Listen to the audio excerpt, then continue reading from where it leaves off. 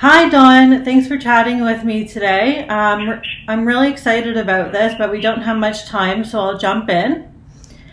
The music industry has changed a lot since you released hit songs in the 70s. How did you react when social media came along, and how has it changed your life? Well, I think that it completely brought everybody up to date on me and what I've done in 50 years. I mean, there are hundreds and hundreds of performances from television shows all over the world, and interviews and concert footage, and God knows what stuff I did in Manila and in Israel and Germany and Australia and all throughout England and Ireland. Everything is on there. And if you do a little even a little digger deep, excuse me, if you dig a little deeper, you will find that there are many television specials that I did for the BBC. So all of a sudden people can have fun if they say, well, I'm going to get into, Gordon Lightfoot this weekend. They can wander around the internet and find so much on someone who's been around, even longer than I have. So it's been a terrific thing for artists like me. Yeah, I agree. I work full time in marketing.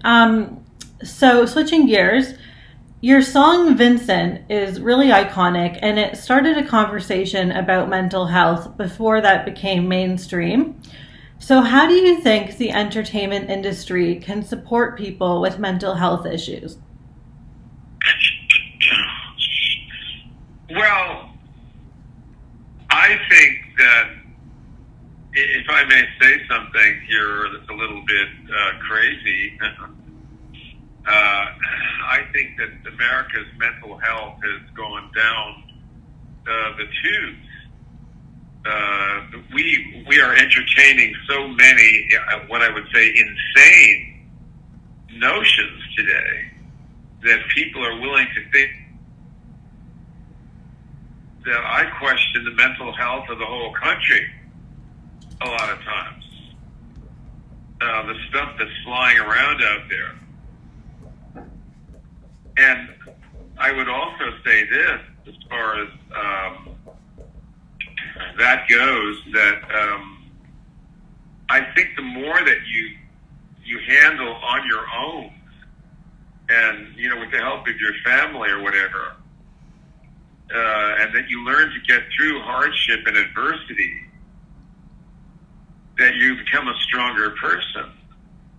And of course, there are people who do need some help, but I think seeking help all the time is not exactly the right thing necessarily. Now, I know that it's going to not be the answer that you want to hear, but that's what I really think.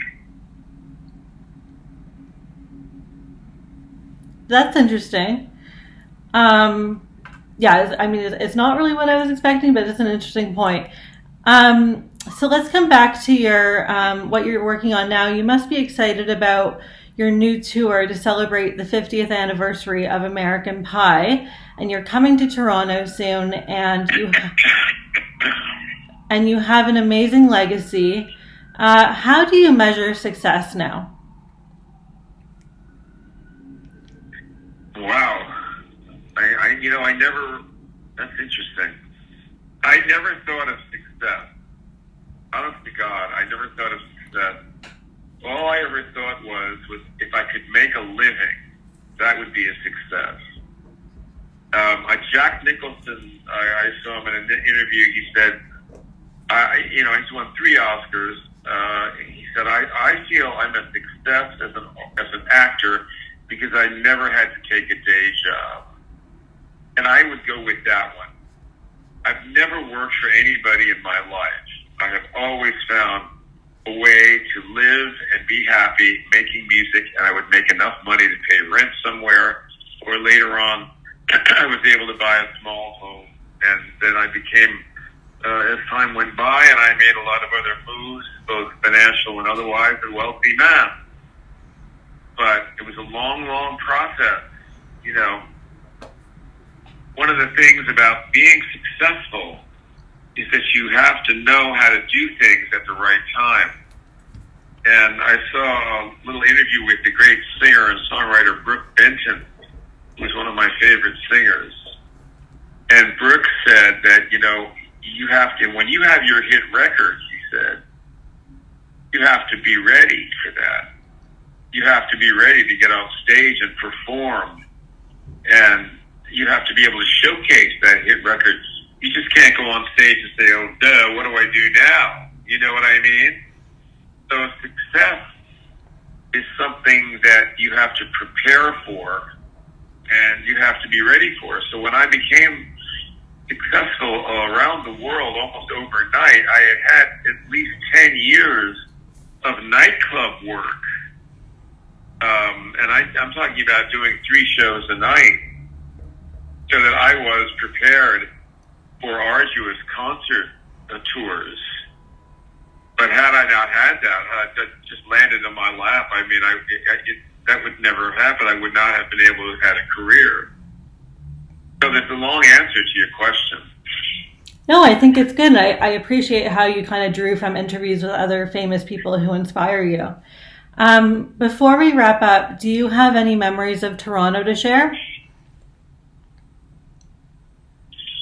Well, I used to come up to Toronto, did you say? Yes. Yes, I have very good memories of Toronto. I remember I would open shows in the 60s at Massey Hall. And I used to open shows to Blood, Sweat, and Tears and the James Gang and Love to Rock and Roll.